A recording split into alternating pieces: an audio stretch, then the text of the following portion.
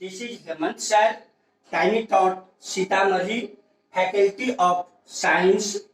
Now we are starting study chapter first, Food and Digestion of class 4. सबसे पहले हम बच्चों फूड एंड डाइजेशन के बारे में पढ़ेंगे कि भोजन और पाचन क्या है। तो सबसे पहले भोजन, फूड की all living things need food. प्रत्येक सजीव प्राणी के लिए भोजन आवश्यक है। Food help us to grow and to stay alive.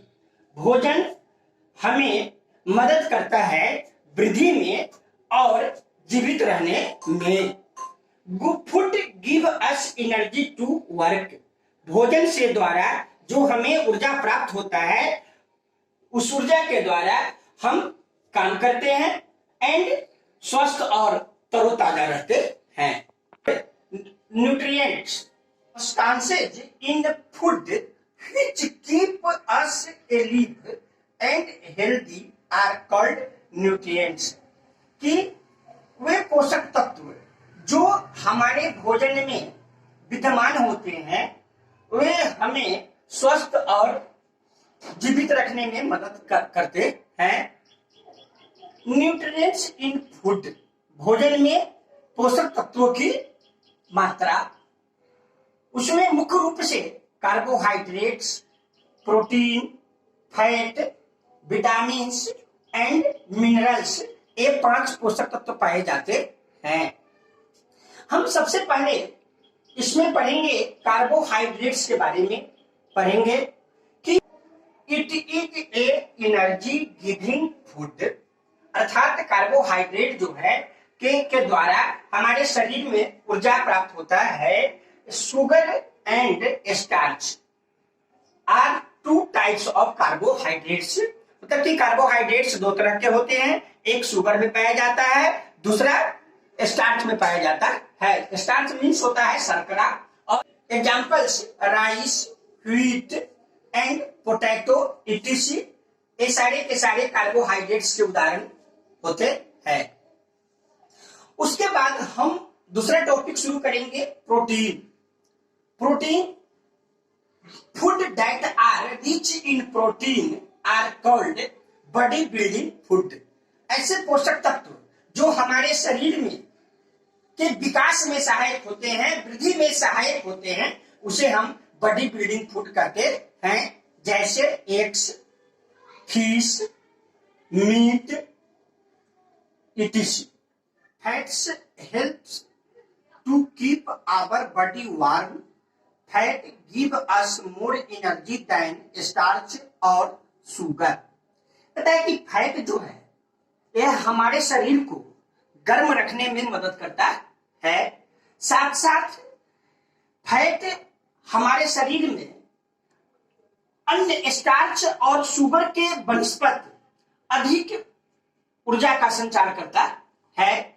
Example के तौर पे घी, बटर, चीज इटिसी, ये सारे के सारे फैट्स के एग्जाम्पल्स हैं, उदाहरण है। उसके बाद हम टॉपिक शुरू करेंगे 4 में, विटामिन के बारे में पढ़ेंगे। बच्चों, हम जानते हैं कि रोज फल, सब्जी, दूध, मीट हम लोग घर में खाते हैं और उस सब में प्रचुर मात्रा में विटामिन पाए जाते हैं। अर्थात विटामिन जो है वो हमारे शरीर में बीमारी से लड़ने में मदद करता है। हम आज भी देख रहे हैं कि कोरोना वायरस में जिस फल का पीएच मान सबसे अधिक होता है, उसे का हमें सेवन करना चाहिए। और अभी के स्थिति के हिसाब से हमें नारंगी, ऑरेंज का सेवन करना चाहिए, ताकि ऑरेंज का पीएच मान, नारंगी का पीएच मान 13.6 के आसपास होता है। उसके बाद हम लास्ट इसमें टॉपिक पढ़ेंगे मिनरल्स के बारे में। मिनरल्स जो होता है, it helps in the formation of bones, teeth and blood. Minerals हमारे शरीर में निर्माण करते हैं बोन्स का, दांत का, ब्लड का और उन सबको मजबूती प्रदान करने का काम करते हैं। हम कैल्शियम खाते हैं, कैल्शियम से हमारे दांतों की मजबूती प्रदान होता है, हमारे हड्डी मजबूत होते हैं। पोटाशियम से भी हमारे हड्डी मजबूत होते हैं। सोडियम, जिसको हम सामान्यतः शरीर में सोडियम की मात्रा कम हो जाने से हमारे शरीर से पसीना अधिक आने लगता है, अर्थात हमें सोडियम पर ध्यान, शरीर पे सोडियम का मात्रा पर ध्यान देना चाहिए। साथ साथ आयोडीन, अगर आयोडीन की कमी हो जाने से हमारे शरीर में ग्वाइटर नामक बीमारी हो जाता है, जिसे हम घेरा रोग भी कहते हैं। अर्थात हमें भोजन में प्रचुर मात्रा में विटामिन एंड मिनरल्स का उपयोग करना चाहिए।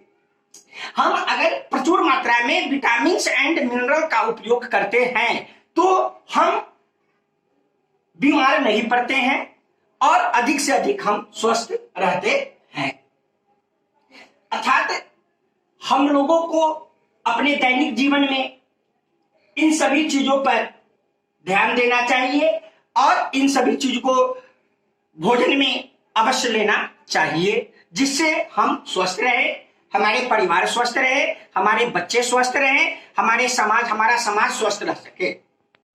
बैलेंस डाइट अर्थात संतुलित आहार। A diet contains balanced amount of all the nutrients are called balance diet. अर्थात वैसे भोज्य पदार्थ जिसमें हमारे सारे पोषक तत्व विद्यमान हो, जैसे carbohydrate, protein, fat, vitamins, minerals, ये सब जिस भोज्य पदार्थ में उपस्थित हो उसे ही हम बैलेंस डाइट कहते हैं, संतुलित आहार कहते हैं। आज के टॉपिक में इतना ही। अगले नेक्स्ट टॉपिक में मैं आपको ये बताऊंगा कि डाइजेशन ऑफ फूड, भोजन का पाचन कैसे होता है और ये हमारे शरीर में कैसे भोजन पचता है, इसके बारे में बताऊंगा। थैंक यू, धन्यवाद।